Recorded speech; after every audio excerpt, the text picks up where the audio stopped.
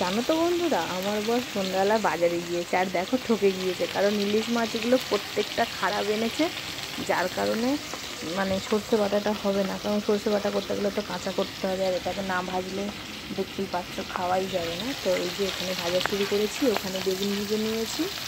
আর আজকে রাতে হচ্ছে বেগুন আলু দিয়ে ইলিশ মাছের তরকারি আর এই পটল ভাজা।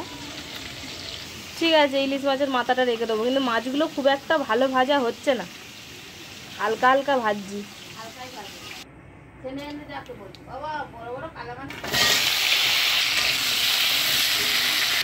এই জায়গাটা তো ইলিশ মাছের তেল তুলে নিয়েছি, কারণ বাবা এই তেলটা দিয়ে ভাত খাবে।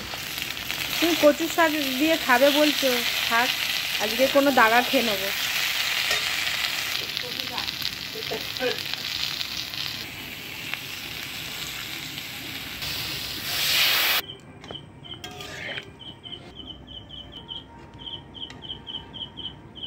বেগুনগুলোও দিয়ে দিলাম।